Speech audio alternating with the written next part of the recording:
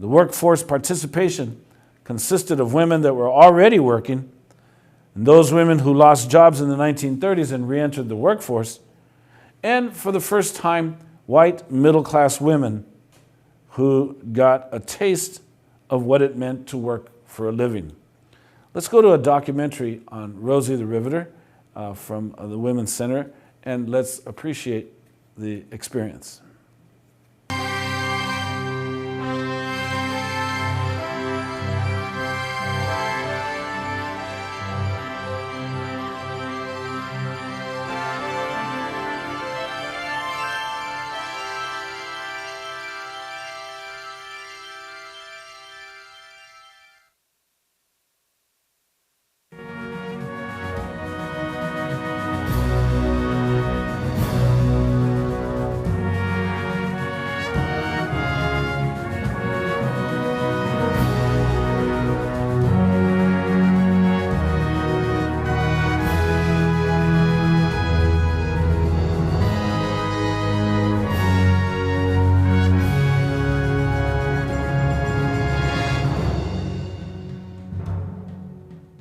Rosie the Riveter is the female icon of World War II. She is the home front equivalent of G.I. Joe. She represents any woman defense worker. And for many women, she's an example of a strong, competent foremother. Many of us have an image in our minds when we hear Rosie the Riveter. Don't you? The woman in the bandana, rolling up the sleeve on her raised, bent arm. The artist Norman Rockwell is closely associated with Rosie. But how many of you have heard of J. Howard Miller? Yet it was Miller who created this image. I found something unexpected when I turned to Norman Rockwell's Rosie. It appeared on the cover of the Saturday Evening Post on May 29, 1943, the Memorial Day issue. This was not the tidy image in my mind. This Rosie is brawny and larger than life. In my surprise at the two images, I decided to look into the development of the myth of Rosie the Riveter. The chronology isn't always clear, but it seems that about 1942, an artist at Westinghouse named J. Howard Miller created We Can Do It, probably as part of his company's war work. The federal government encouraged industries to try to get more people to go to work. We Can Do It initially had no connection with someone named Rosie. The next step in the Rosie myth was apparently the song Rosie the Riveter by Red Evans and John Jacob Loeb, released in early 1943. Some of the lyrics go, "All the day long, whether rain or shine, she's a part of the assembly line. She's making history, working for victory, Rosie the Riveter. Keeps a sharp lookout for sabotage, sitting up there on the fuselage. That little girl will do more than a male will do." And skipping to the end, "There's something true about, red, white, and blue about, Rosie the Riveter." So you have this song appearing in early 1943, then a few months later, on May 29th, you get the Rockwell cover. It seems likely that Rockwell had heard the song since he wrote the name Rosie on the lunchbox in his picture. This was a big boost to the Rosie story. In the 1940s, the circulation of the Saturday Evening Post was about 4 million. And when a Rockwell drawing was going to be on the cover, they published extra issues. He was the most popular illustrator in the country. 2 weeks after his cover appeared on newsstands, the press picked up the story of a woman named Rose Hickey. She and her partner drove a record number of rivets into the wing of a TBM Avenger at a Tarrytown, New York plant. Other women named Rose gained media attention before the end of the war. Rose Monroe, a riveter in Michigan, made a film about selling war bonds, and then a commercial movie called Rosie the Riveter. Sybil Lewis, an African-American riveter for Lockheed Aircraft in Los Angeles, gives this description of riveting.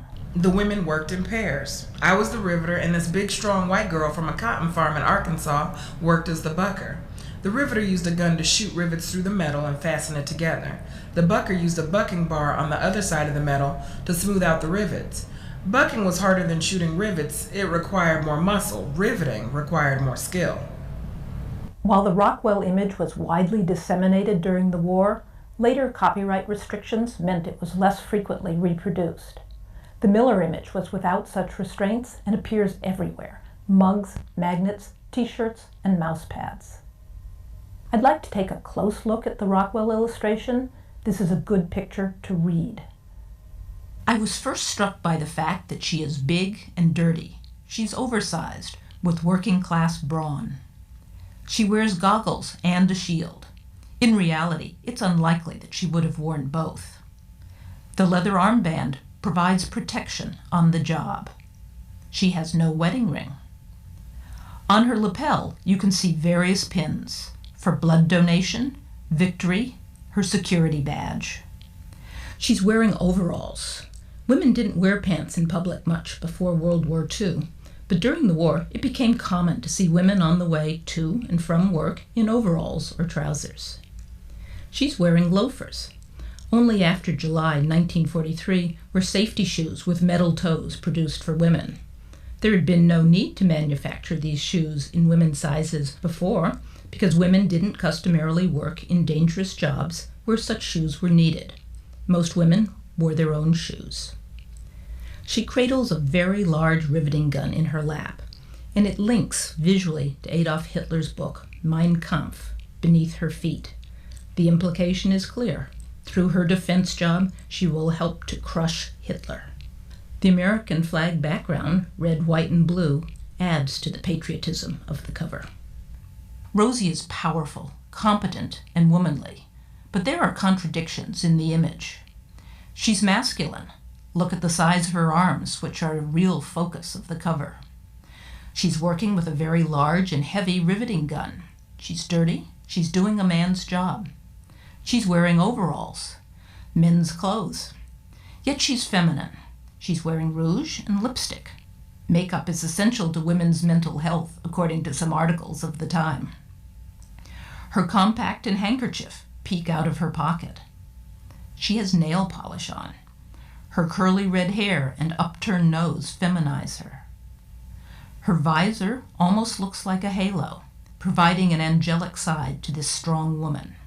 She is depicted eating, like these real women, an activity linked with the home, and thus showing her domestic side, women, food, home. She isn't seen working. When the image appeared that 1943 Memorial Day, some viewers recognized a model for Rosie. Look at this. Michelangelo's Prophet Isaiah from the ceiling of the Sistine Chapel. The resemblance is remarkable. I liked the way he put her ham sandwich in his hand. Today, few people catch the Michelangelo connection, but the images of Rosie continue to be very common. In recent years, scholars have shown interest in more than the myth. They wondered who were the real women we lumped together under this easy phrase. Oral historians have tracked down some of the World War II women defense workers and recorded their tales. One collection is 45 volumes long. When I went looking, I found plenty of facts about these women. The big changes that brought them into war work began in 1942. Men were going to war and industries were switching to war production. When in need, industries decided they were willing to hire women. After all, they wouldn't get drafted. At first, there was lots of reluctance on parts of managers, husbands, male workers, and many women too. Where did the women workers come from? It seems they came from three main groups. First, women already working changed to the higher-paying, patriotic defense jobs. So many women left laundries in 1942 that 600 closed. The second group included women who had worked but lost their jobs during the Depression or when their factories converted from civilian to war work. And the third group, which attracted the most attention, was first-time workers. About 6 million women entered the workforce for the first time. Many of these were married, white, middle-class women who had to be encouraged to go out to work. Working outside the home was a new idea for them. To motivate them, between 1942 and 1944, there was what's been called an intense courtship of women by employers and government. The U.S. Office of War Information produced a magazine war guide, which gave publishers of magazines ideas, information, and slogans for their publications. This was a government-led effort to recruit women workers, to get women out of the home. Magazines were to write articles that appealed to the desire for glamour and good pay, but even more to patriotism. Women, you could hasten victory by working and save your man. Rosie's appearance on the Memorial Day cover of the Saturday Evening Post implied that her work might help save soldiers' lives. For September 1943, the magazine War Guide recommended that all magazines participate in a Women at Work cover promotion. This was to emphasize that many kinds of employment, not just defense and factory work, were war jobs. The guide gave examples such as women grocery clerks, elevator operators, telephone operators, farmers, ticket agents, and many others, saying that if women didn't do them, quote, our civilian life would break down. These were necessary civilian jobs, and women were to be urged to take them. The slogan for this promotion was, "The more women at work, the sooner we win." For its part in this campaign, the Saturday Evening Post turned again to Norman Rockwell. Rockwell showed a Liberty Girl with the tools of a great many civilian jobs. This woman in patriotic clothes is a nurse, a farmer, a conductor, a mechanic, a telephone operator, and many other things. Most people aren't familiar with this image, which appeared only 3 months after Rosie. It just hasn't resonated the same way. There is still much debate on the long-term effects of women's war work on the position of women after the war. Did their working sow the seeds of the second wave of feminism? Maybe, but Betty Friedan's Feminine Mystique isn't published till 1963. Did women return to their homes and families and become 1950s TV mothers like June Cleaver on Leave It to Beaver? No. The number of working women never again fell to pre-war levels. The recognition that middle-class married women could work and run a home was significant. Of course, poorer women had always done so. The women themselves tell us some of the effects. My mother warned me when I took the job that I would never be the same. She said, "You will never want to go back to being a housewife." At that time, I didn't think it would change a thing, but she was right, it definitely did. At Boeing, I found a freedom and an independence that I had never known. After the war, I could never go back to playing bridge again, being a club woman, when I knew there were things you could use your mind for. The war changed my life completely. I guess you could say at 31, I finally grew up. Inez Sauer, Boeing tool clerk. You came out to California, put on your pants, and took your lunch pail to a man's job. This was the beginning of women's feeling that they could do something more. Sybil Lewis, Lockheed Riveter. You too can do something more. Rosie's story continues, and you can contribute to it. If you know a Rosie the Riveter, a woman war worker, you can interview her for the Library of Congress. Through the Veterans History Project in the American Folklife Center, the library is gathering oral histories and other personal narratives and documents of those involved in America's wars, both in the military and on the home front. See the Veterans History website to listen to their stories and to learn how to collect their oral histories. You will help ensure that we never forget the real Rosies who contributed to our victory in the Second World War.